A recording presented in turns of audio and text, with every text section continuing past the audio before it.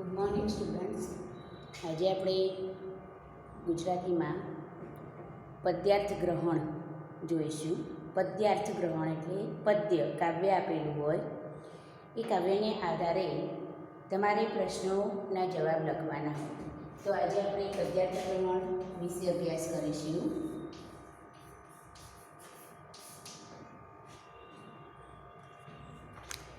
મને જો પૃથ્વીની હકુમત મળે એક ક્ષણ, તો પહેલાં તો હું કાઢું વટ હુકમ કે આ જ ક્ષણથી.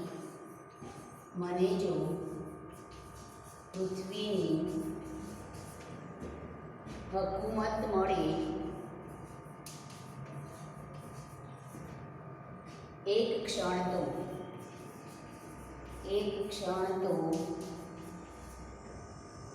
પહેલાં તો હું કાઢું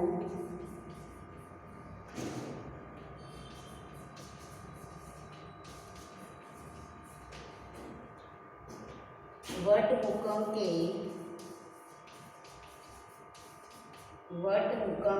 આ જ ક્ષણથી.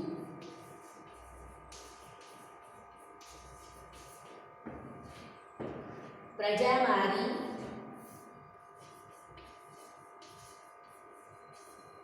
પશુ પંખી, પ્રજા મારી પંખી મનુજ પશુ ને કીટક ગણો, બધાને જીવ્યાનો હક, ભણવાનો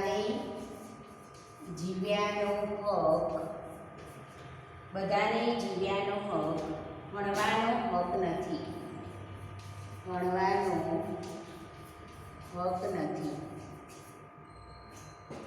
ધ્રુમોની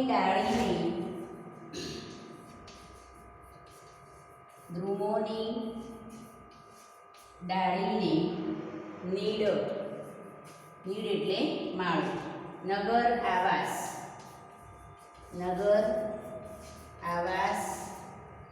ભીડમાં,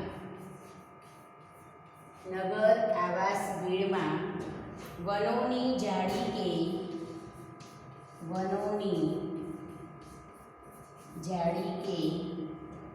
ગિરી કુહરમાં,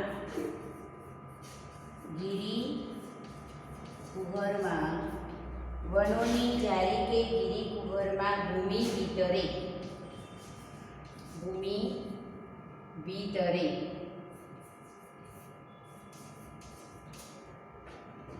જહી આબાદી ત્યાં,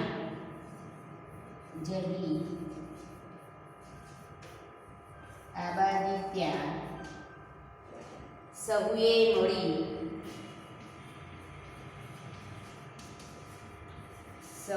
મળી મેળા રચી રહો. પ્રજા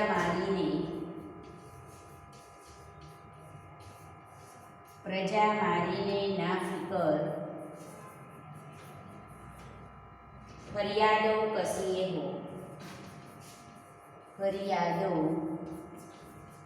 કસીય હો.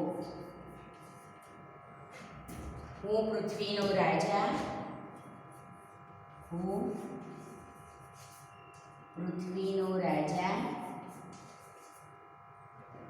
અવર ગ્રહ શું, અવર એટલે બીજા, અવર ગ્રહ શું વિગ્રહ નહીં.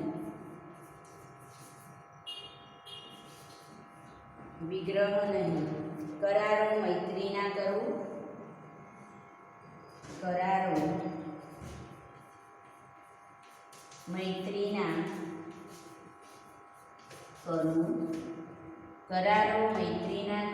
અગર હો આક્રમણ તો,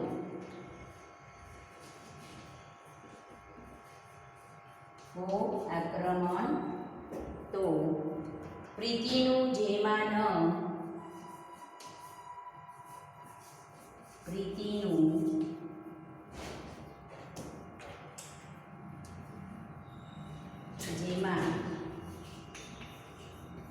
ન પ્રીતિનું જેમાં ના જીતવું,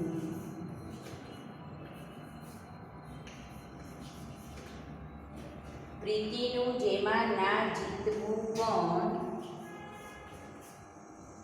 જીતાઈ જ જવું, જીતાઈ જ જવું. સ્વતંત્રે વ્યક્તિના રહવું, સ્વતંત્રે વ્યક્તિના રહવું. વિરચી, વિરચી હું શાસન નવું, શાસન નવું. પ્રજાને એવા તો,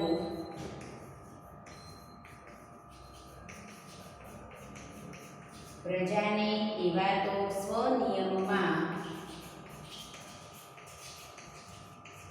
સ્વનિયમમાં બાંધી લઉં,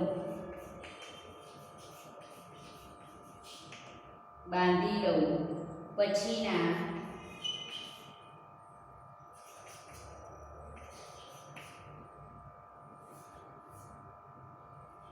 પછીના રાજા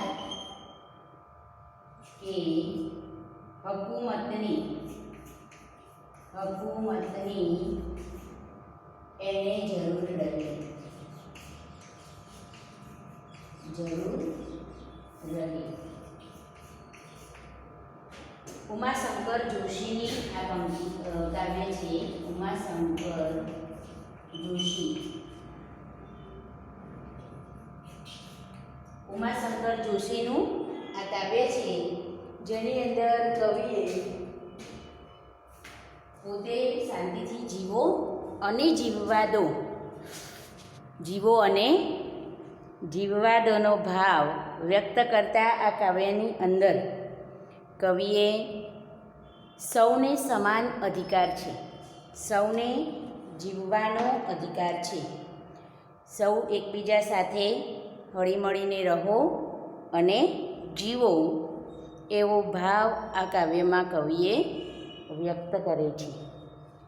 મને જો પૃથ્વીની હકુમત મળે એક ક્ષણ, તો પહેલાં તો હું કાઢું વટ હુકમ, આ જ ક્ષણથી પ્રજા મારી, પશુ પંખીને કીટક ગણો, બધાને જીવ્યાનો હક, હણવાનો હક નથી.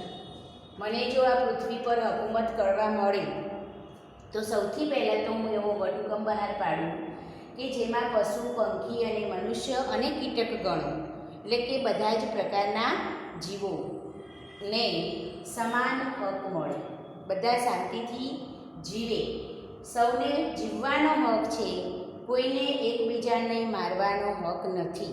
આજે આપણે જોઈએ છીએ કે પૃથ્વી ઉપર શિકારના શોખીન લોકો, શિકારના શોખીન લોકો પોતાના આનંદ માટે પશુ પક્ષીઓનો શિકાર કરતા હોય છે.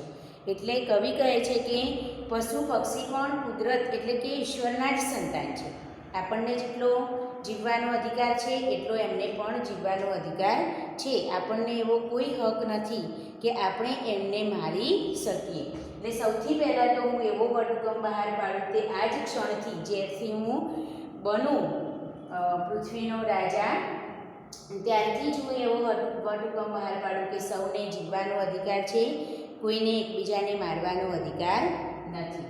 દ્રુમોની ડાળીને નીડ, દ્રુમ એટલે વૃક્ષો, વૃક્ષોની ડાળીઓમાં માળા બાંધીને નગર આવાસ ભીડમાં, નગરને રહેતા લોકોની ભીડમાં, વનોની જાળી કે ગિરિકુહરમાં, વનની જાળીઓ હોય, ગાઢ જંગલો, ગાઢ વૃક્ષોની જાળીઓ હોય કે પછી ગિરિકુહર એટલે ઊંડી ખીણો હોય, ભૂમિ ભીતરે, ભૂમિની અંદર, જહી આબાદી ત્યાં સૌએ મળી મેળા રચી રહું, જ્યાં જ્યાં આબાદી છે, પશુ પક્ષીઓ અને મનુષ્યોની જ્યાં જ્યાં આબાદી છે ત્યાં બધા સૌ મળીને ભેગા મળીને રહો, કોઈ સાથે કોઈ પ્રકારનો દ્વેષભાવ રાખ્યા વગર રહો, પ્રજા મારીને ના ફિકર ફરિયાદો કસીએ હો, અને બધા એકબીજા સાથે પશુ પંખી અને માનવજાત આ બધા જ એકબીજા સાથે હળીમળીને રહે તો પછી પ્રજાને કોઈ જ પ્રકારની ફરિયાદ રહે નહીં.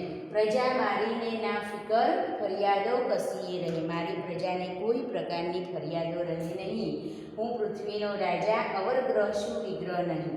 અને બીજા ગ્રહ પર જેમ વિગ્રહ નથી એવી જ રીતે આ પૃથ્વી પર પણ કોઈ સંઘર્ષ હશે નહીં. કરારો મૈત્રીના કરું. મૈત્રીના કરારો કરવાની વાત કરે છે.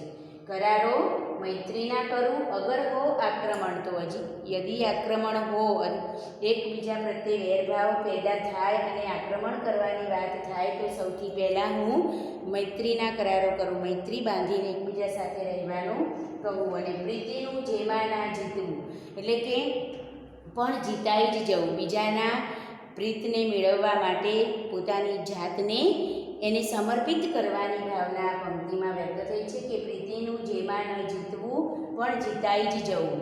સૌના હૃદયમાં આપણું સ્થાન બની રહે ને આપણે સૌને ગમીએ એવા બનીને રહેવું. એટલે પોતાની જાતને જ પ્રીતિમાં જીતાઈ જવું. સ્વતંત્ર વ્યક્તિના રહું વિરજી હું શાસન નવું. સૌ વ્યક્તિ સ્વતંત્ર રહે અને આનંદથી રહે, એકબીજા સાથે પ્રીતિથી પ્રેમ ભાવથી રહે અને બીજાના પ્રેમને મેળવવા માટે પોતાની જાતને સમર્પિત કરે અને પોતે જીતાઈ જવાની વાત કવિએ અહીં કરી છે. પ્રજાને એવો તો સ્વનિયમમાં બાંધી લઉં કે પછીના રાજા કે હકુમતની એને જરૂર રહે. પ્રજાને એવા તો સ્વનિયમમાં, પ્રજા આપોઆપ બધા નિયમોને સમજી અને પાળતી થાય અને પછી એ નિયમોને આધારે એ સ્વયં બધું સંચાલન કરતી થાય તો પછી એને નથી રાજાની કે કોઈ હકુમતની જરૂર નહીં પડે. એમ કહે છે પછીના રાજા કે હકુમતની એને જરૂર રહે. જો પ્રજા સ્વયં શિસ્તમાં સ્વનિયમો પાળતી થઈ જાય અને બધી જ નીતિ પ્રમાણે સરસ બધો વ્યવહાર ચાલે તો પછી કોઈ રાજા કે હકુમતની એને કોઈ જરૂર નથી. આમ કાવ્યની અંદર કવિએ પોતાને જો પૃથ્વીની હકુમત મળી જાય, પોતાને જો આ શાસન ચલાવવાનું એમના હાથમાં આવે તો સૌથી પહેલાં એ વટહુકમ બહાર પાડવાની વાત કરે છે. કેવો વટહુકમ બહાર પાડવાની વાત કરે છે? તો જ્યાં પશુ પક્ષી અને મનુજ સૌ એકબીજા સાથે હળીમળીને રહેતા હોય અને બધાને જીવવાનો હક છે, કોઈને હણવાનો કે મારવાનો હક નથી, એવો વટહુકમ બહાર પાડે. પછી એ વૃક્ષોની ડાળીઓમાં માળાઓ બાંધીને રહેનારા પશુ પક્ષીઓ હોય કે નગર કે ગામમાં રહેતા ભીડમાં રહેતા મનુષ્યો હોય, વનોની જાડી કે ગીરી કુંવરમાં ભૂમિ પિતળે બધે જ આબાદી સૌ એકબીજા સાથે, એટલે કે બધા પશુ પક્ષી માનવ બધા એકબીજા સાથે હળીમળીને રહે. તો આ પ્રકારે તમારે જ્યારે પરીક્ષાની અંદર કાવ્ય પૂછાયેલું હોય, પદ્યાર્થ ગ્રહણ જ્યારે કાવ્ય પૂછાયેલું હોય ત્યારે એ કાવ્યને તમારે તમારી આન્સર કીમાં લખવાનું નથી. કેટલાક વિદ્યાર્થીઓ શું કરે છે, પહેલાં આખું કાવ્ય લખી અને પછી નીચે પાછા પ્રશ્નો લખી અને પછી પાછા એના જવાબ લખે.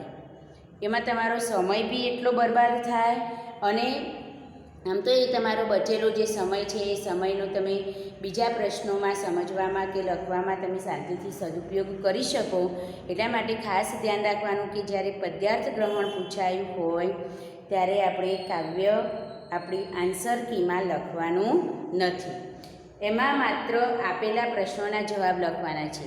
તો અહીંયા જે કાવ્ય આપણે છે એ કાવ્યને બરાબર 2 વખત સમજી લઈશું અને પછી એના આધારે પ્રશ્નોના જવાબ આપીશું તો ચોક્કસ આપણને એ પ્રશ્નોના જવાબ આપવામાં આપણને સરળતા રહેશે. તો તમારે આપેલા કાવ્યને 2 વખત વાંચી લેવાનું અને પછી પૂછેલા પ્રશ્નોના જવાબ આપવાના. તો અહીંયા પ્રશ્ન છે, કવિને પૃથ્વીની હકુમત મળે તો તે સૌથી પહેલો કયો વટહુકમ બહાર પાડે? પહેલી જ પંક્તિઓમાં આપણે જોયું કે વટહુકમ બહાર પાડવું. હવે કેટલાક વિદ્યાર્થીઓ કેવી ભૂલ કરે છે એવું કહી દઉં તમને કે જ્યારે આવો કોઈ પ્રશ્ન પૂછાયો હોય તો પેરેગ્રાફ હોય તો એમાં પહેલા પેરેગ્રાફમાંથી વાંચો એટલે પહેલી ઉપરની 2-3 પંક્તિ હોય એમાં તમને પહેલા પ્રશ્નનો જવાબ દેખાય. એટલે તમે એને સરસ રીતે ગોઠવ્યા વગર એમના એમ જે પ્રમાણે પેરેગ્રાફમાં આપ્યો એ પ્રમાણે તમે લખી દો ત્યાં.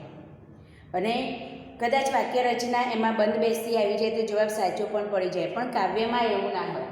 કાવ્યમાં તો એને આપણી રીતે એનું અર્થઘટન કરવું પડે. અહીંયા વટહુકમ શબ્દ જોયો પ્રશ્નની અંદર, એટલે તમે વટહુકમવાળી પંક્તિ આખી બેઠી લખી દો, એ જવાબ તમારો સાચો ગણાય નહીં. એને આપણી ધારમાં કે જો કવિને પોતે હકુમત મળે તો, જો કવિને હકુમત મળે તો એ એવો વટહુકમ બહાર પાડે કે પંખી, મનુષ્યો અને પશુઓને સૌને જીવવાનો હક છે, કોઈને હણવાનો હક નથી. એવો જવાબ લખવો પડે. આપણે પહેલી ચારે ચાર પંક્તિમાં આપણા પહેલા પ્રશ્નનો જવાબ છે કે કવિને હકુમત મળે તો કેવો વટહુકમ બહાર પાડે. તો વિદ્યાર્થીઓ કેટલાક એને ગોઠવ્યા વગર, એનું અર્થઘટન કર્યા વગર આપના આમ પંક્તિઓ જવાબમાં લખતા હોય છે કે વટહુકમ કે આજથી એ જ ક્ષણથી પ્રજા મારી, મનુજ, પશુ, પંખીને કીટક ગણો, બધાને જીવ્યાનો હક, હણવાનો હક નથી, એવું લખી દો. એવું ના લખાય. ફરી આવી ભૂલ કરતા નહીં, કારણ કે મારો અનુભવ છે કેટલાક વિદ્યાર્થીઓ આ રીતે પંક્તિઓ જ બેઠી લખતા હોય છે, એનું અર્થઘટન કરતા નથી. એટલે હું વારે વારે તમને સમજાવું છું અને કહું છું કે એવી ભૂલ ના કરતા. આ ચાર પંક્તિઓમાં આપણા પ્રશ્નનો જવાબ છે, તો એને આપણી રીતે મઠારીને લખવાનું છે. ફરીથી, કવિ શું વટહુકમ બહાર પાડશે? તો કવિને જો હકુમત મળે તો એવો વટહુકમ બહાર પાડશે કે પંખી, મનુષ્યો અને પશુઓને કીટક ગણો. પંખી, પશુઓ, મનુષ્યોને કીટક ગણોને બધાને જીવવાનો હક છે, કોઈને હણવાનો હક નથી. હણવાનો એટલે મારવાનો હક નથી. બીજો પ્રશ્ન છે, કવિના મતે એ વટહુકમની શી અસર થશે? કવિના મતે એ વટહુકમની શી અસર થશે? તો એના પછીની જે પંક્તિઓ છે, દ્રુમોની ડાળીને નીડ નગર આવાસ ભીડમાં, વનોની ઝાડી કે ગિરી કુહરમાં, ભૂમિ ભીતરે જહીં આબાદી ત્યાં સહુએ મળી મેળા રચી રહો. કવિના વટહુકમથી બધાને જીવવાનો હક છે, કોઈને મારવાનો હક નથી. એના કારણે વૃક્ષોની ડાળીઓમાં કે માળાઓમાં કે નગરમાં કે નગરની ભીડમાં કે વનોની ઝાડીઓમાં કે ગિરિકુહરમાં કે ભૂમિમાં કોઈ પણ જગ્યાએ બધા એકબીજા સાથે હળી મળીને રહેશે.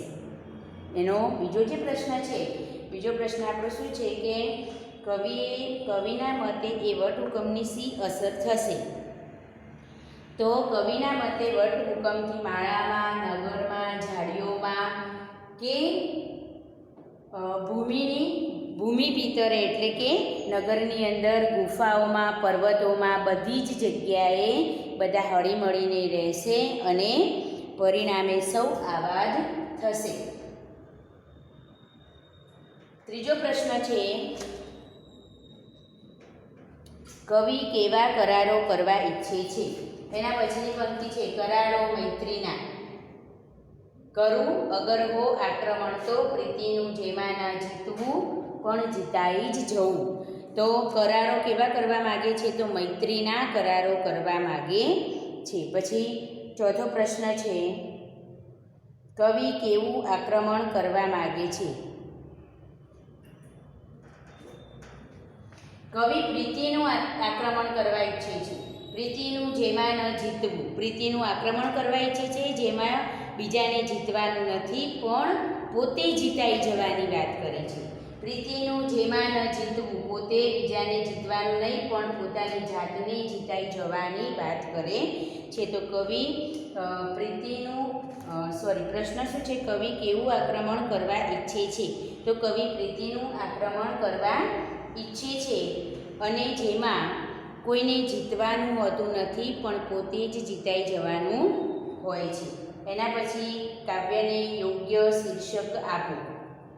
તો પૂરા કાવ્યનો ભાવ આપણે જોયો તો એમાં બધાને જીવવાનો હક છે, કોઈને મારવાનો હક નથી, એવા ભાવ પર ભાર મૂકવામાં આવે છે. તો આપણે કાવ્યનું શીર્ષક આપી શકીએ, જીવો અને જીવવા દો. જીવો અને જીવવા દો એવો કાવ્યને શીર્ષક આપી શકીએ. અને આ રીતે પૂરા કાવ્યને બરાબર સમજી લેવું. સમજ્યા પછી કાવ્યને એનું અર્થઘટન કરીને એના શબ્દોના અર્થ સમજીને સરસ રીતે આપણે જવાબો આપી શકીએ. તો જો પહેલો પ્રશ્ન હતો કે કવિને હકુમત મળે તો કેવો વટહુકમ બહાર પાડે, તો એમને હકુમત મળે તો પશુ પંખી મનુષ્ય અને કીટકગણો સૌને જીવવાનો હક છે, કોઈને હણવાનો હક નથી એવો વટહુકમ બહાર પાડે. હવે એમને પાડેલા વટહુકમથી શું અસર થશે? તો એમને પાડેલા વટહુકમથી વૃક્ષોમાં, માળાઓમાં, નગરમાં, નગરની ભીડમાં, વનોમાં, ગિરિકુહરોમાં, પર્વતોમાં, બધી જ જગ્યાએ, ભૂમિની દરેક જગ્યાએ સૌ હળીમળીને રહેશે અને લોકો સૌની આબાદી થશે. ત્યાર પછી એ આગળનો પ્રશ્ન કે તે કેવા કરારો કરવા માગે છે? તો મૈત્રીના કરારો કરવા માગે છે. અને તે કેવું આક્રમણ કરવા માગે છે? તો પ્રીતિનું આક્રમણ કરવા માગે છે, જેમાં જીતવાનું નહીં પણ પોતે જીતાઈ જવાનું હોય છે. આમ કવિએ કાવ્યની અંદર સૌને જીવવાનો અધિકાર છે એમ જીવો, સ્વયં જીવો અને બીજાને જીવવા દો એવો ભાવ આ કાવ્યમાં વ્યક્ત થયો છે. એટલે આપણે આ કાવ્યનું શીર્ષક જીવો અને જીવવા દો એવું આપી શકીએ. તો તમારે આ કાવ્ય માત્ર સમજવાનું છે અને પદ્યાર્થ ગ્રહણ સ્વરૂપે તમારે આ કાવ્ય નહીં, આ તો મેં તમને સમજાવવા માટે અહીંયા લખ્યું, પણ એ સિવાયનું બીજું કોઈ કાવ્ય, કારણ કે એક કાવ્ય તો તમે બધું પૂરેપૂરું સમજી લીધું, તો હવે એના સિવાય બીજું કોઈ કાવ્ય તમારી નોટબુકમાં લખવાનું અને પછી એના પ્રશ્નોના જવાબ તમારે લખવાના. બરાબર? તો પહેલાં કાવ્ય પદ્યાર્થ ગ્રહણ ઉપર લખવાનું, પછી કાવ્ય લખવાનું અને કાવ્ય લખ્યા પછી એના પ્રશ્નો અને એના જવાબ લખવાના. ઓકે? હવે બીજી વાત કરીએ આપણે કે ગદ્યાર્થ ગ્રહણ. પદ્યાર્થ ગ્રહણમાં તમને કાવ્ય આપેલું હોય અને એ કાવ્યને આધારે તમે પ્રશ્નોના જવાબ તમારે લખવાના હોય.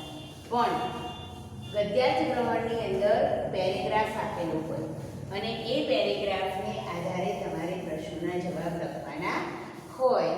તો એ કેવી રીતે તમારે લખવા? એમાં પણ આ જ રીતે કે જેમ કાવ્યમાં આપણે કાવ્ય લખવાનું નથી એમ ગદ્યની અંદર પણ તમારે ગદ્ય લખવાનું નથી, પણ એના આધારે પૂછેલા પ્રશ્નોના જવાબ તમારે લખવાના છે. બરાબર?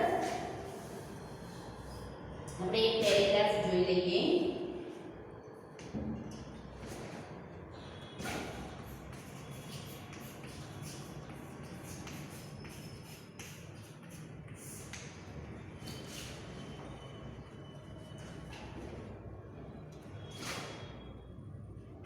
આપણને કોઈ પણ પેરેગ્રાફ આપ્યો હોય એને પહેલાં તમારે 2 વાર શું કરવું પડે? વાંચવું પડે, અને વાંચો તો જ તમને એમાં શું કહેવા માગે છે એનો ખ્યાલ આવે.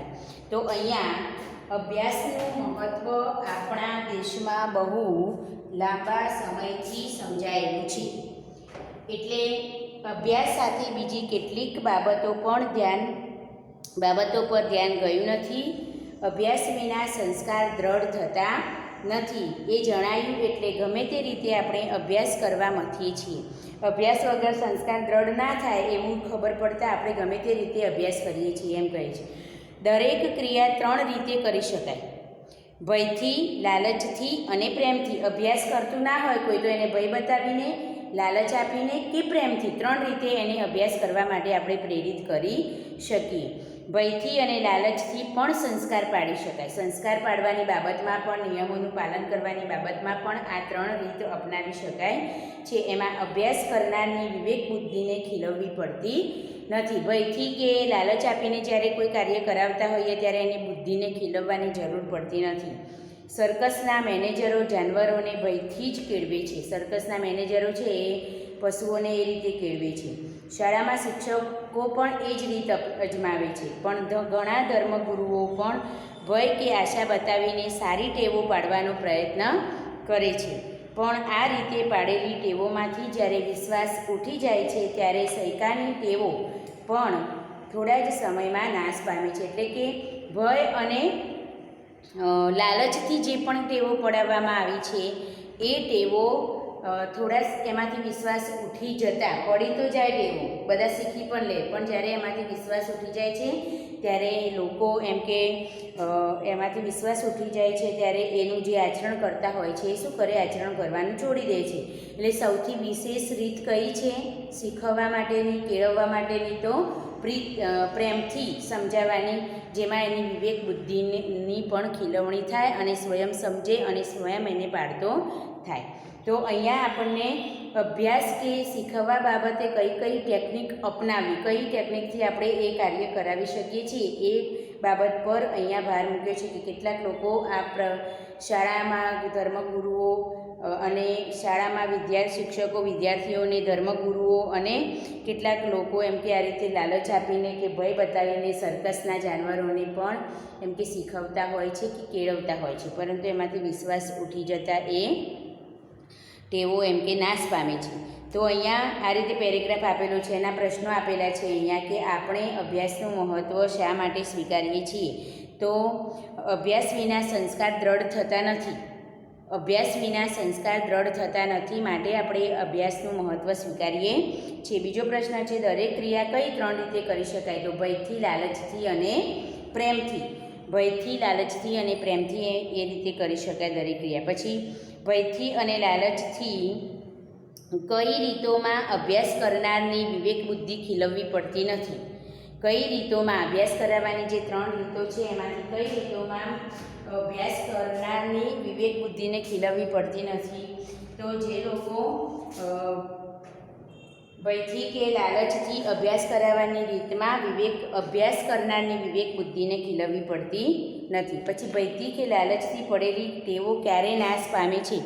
તો ભયથી કે લાલચથી પડેલી ટેવો છે એ ટેવોમાંથી જ્યારે વિશ્વાસ ઉઠી જાય છે ત્યારે એ નાશ પામે છે.